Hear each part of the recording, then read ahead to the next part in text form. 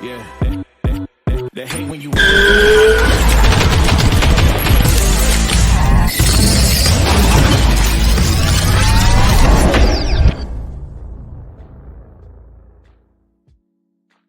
ATP, what to do with your boy Claymore Rain? It's at ATP Combat Media Show. Shout out to all my subscribers. If this is your first time tapping into this content, I do invite you to go ahead and hit that subscribe button, hit your bell icons as well, so you are getting alerts when this content is dropping. So Anthony Joshua, Daniel Dubois, 3 days out, guys. 3 days out, and I gotta let you guys know I am excited. This is another Riyadh season event. This happening in Wembley. Right, in Wembley Stadium in Wembley in the UK, Wembley, England, I guess you would say, right? But a heavyweight fight that is going to be very unique amongst heavyweight fights that we've had in recent times, right? Now, obviously, we're coming off of an Alexander Usyk Tyson Fury heavyweight fight earlier this year for Undisputed, where we saw history get made as Alexander Usyk was able to acquire undisputed champion accolades by beating what people thought was the best heavyweight fighter of this era, lineal champion in Tyson Fury. And Alexander Usyk was able to tumble that castle, knock the walls down of that castle and take that castle over, and now is the undisputed heavyweight champion. And this definitely has to be in fight of the year candidate conversations. The fight was a very competitive fight, ultimately ended up in a very close decision that Alexander Usyk walked away with. But here comes a fight of an era of boxing that people sometimes I feel like forgot about or don't know about. And I'm talking about in the eras of the Lennox Lewises and Hakeem Rahman Jr.'s, the Mike Tyson eras, the Holyfield era, the Riddick Bowe era. Big heavyweight champion, big punchers. As we have Anthony Joshua, who has a 90% knockout ratio, right? 28 wins.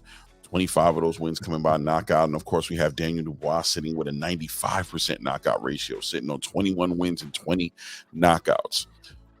2 losses, of course, as well as Anthony Joshua having his 3 losses, one of them by stoppage. This fight has FOTY written all over it. Fight of the year written all over it.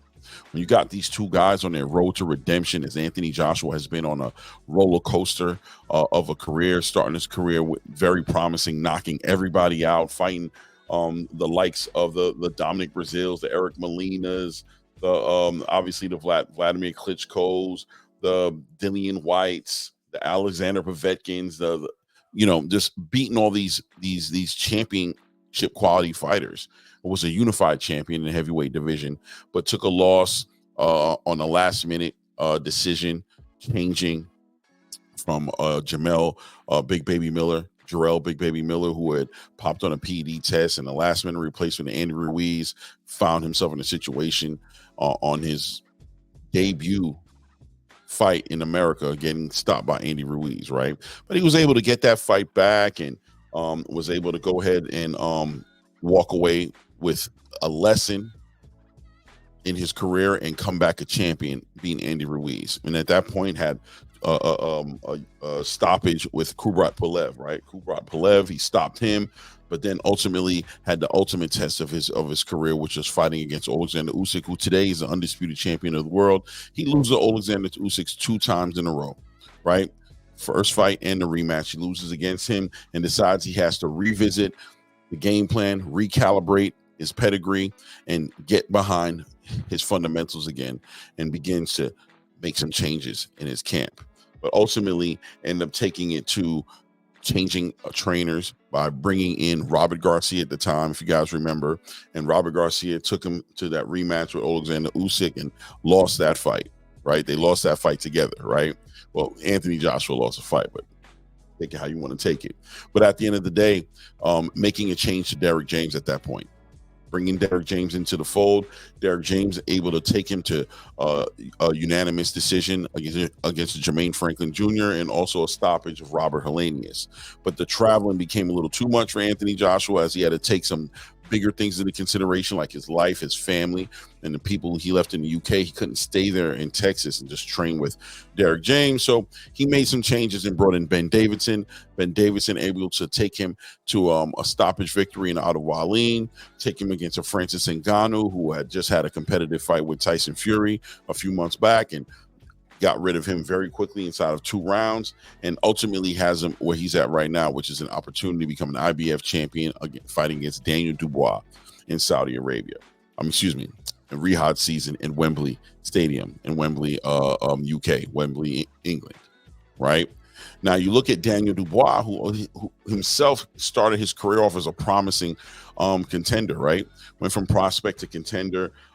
Really great record, pretty much all stoppages except for 2 main losses. And who did he lose against? He lost against Joe Joyce, right? This was back in, when was this? Back in 2020, where he got stopped in a 10th round with an eye injury. And then, of course, more recent, back in 2023, when he lost against Alexander Usyk via KO. Very, there was some funny things going on in that fight, right? A lot of people thought that he hit him in a clean shot to the body and had Alexander Usyk sit down for way more than 10 for a 10 count, as the referee counted it as a low blow, and gave Alexander Usyk all the time he needed to recover from that. A lot of people thought that was his victory to have, that he would have become a unified champion and had an opportunity to do what Alexander Usyk did, which was fight Tyson Fury and get a shot at being undisputed. But regardless, coming back from that fight, and at that point, his heart being questioned because of the loss he had with Joe Joyce, and then this loss he had with Alexander Usyk, where Alexander Usyk was able to actually stop him, right? And people said he gave up in that fight, didn't have the heart to be in the game. So he comes back in the Kingdom Arena in Riyadh season,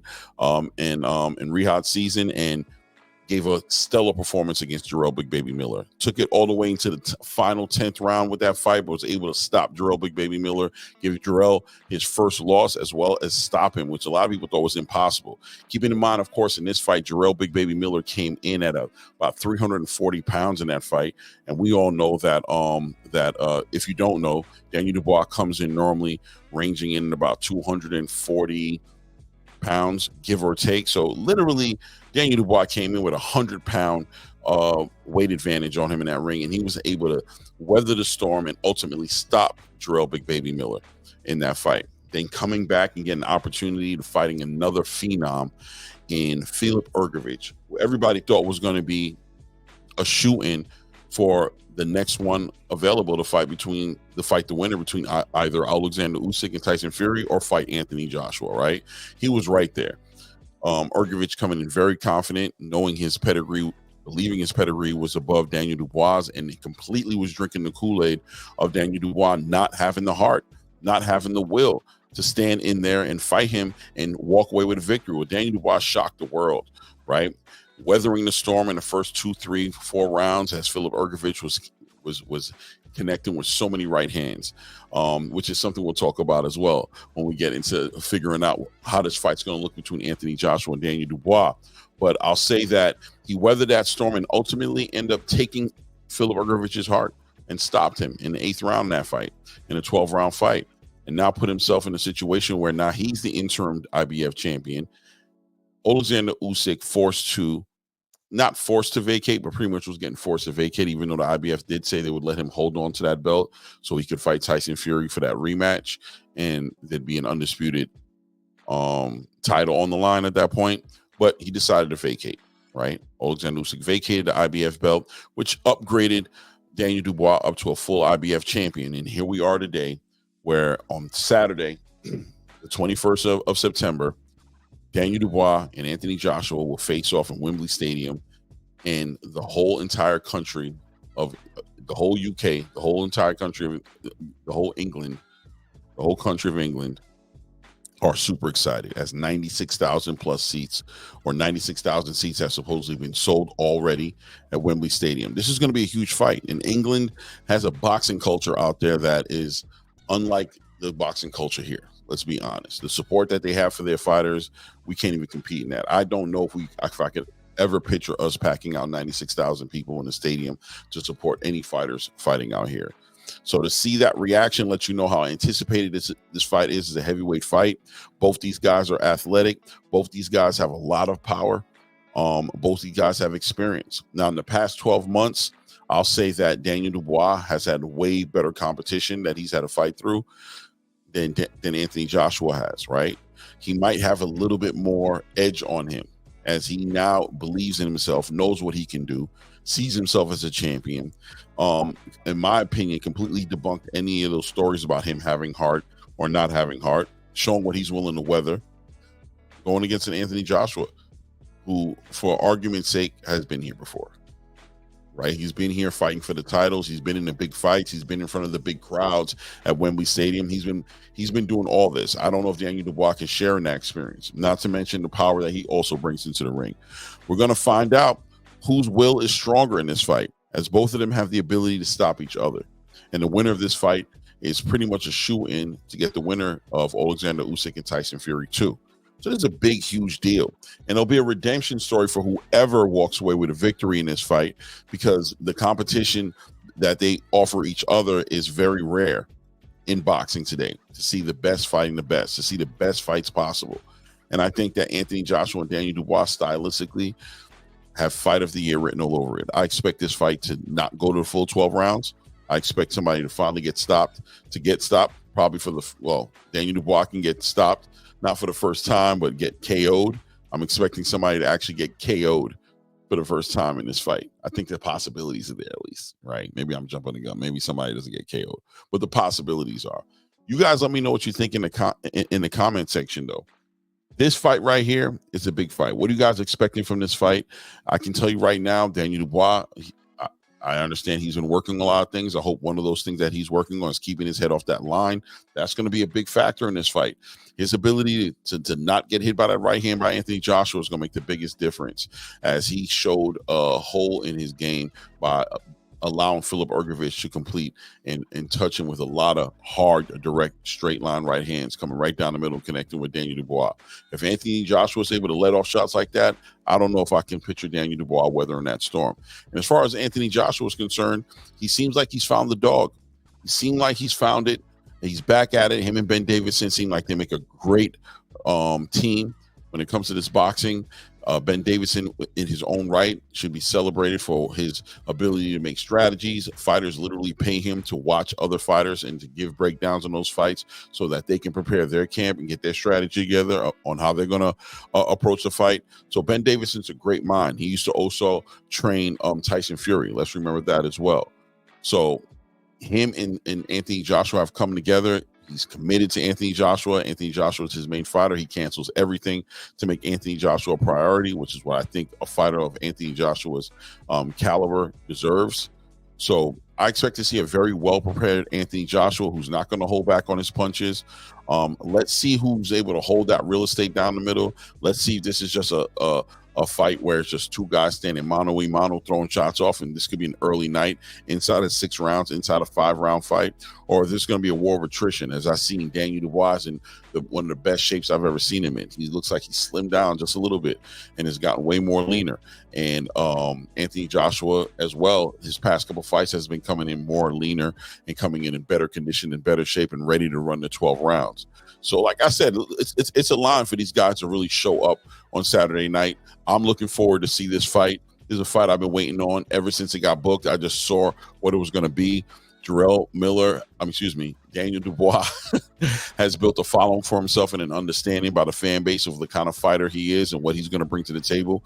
And Anthony Joshua needs a fight like this to cement his campaign on being undisputed heavyweight champion, being that he hasn't fought this caliber of a fighter in a very, very long time. His last couple of fights, Francis Ngannou's not on this level, right? Otto Wallin is not on this level, in my opinion. Jermaine Franklin's not on this level, in my opinion. You know what I mean? Alexander Usyk, yes, well past this level, but you lost twice to Alexander. So this fight right here kind of just lets us see what all the hard work has been. What have they been working on the whole time? And changing trainers, him and Ben Davison is going to have a real big test in front of him. And I'm excited to see how they deal with the test. And Daniel Dubois gets to prove that his last 2 fights weren't flukes, that although he was getting a lot of shots landed on him by Filip Urgovic, that was a game plan that worked out that worked out in the bigger picture, worked out for him. Excuse my phone.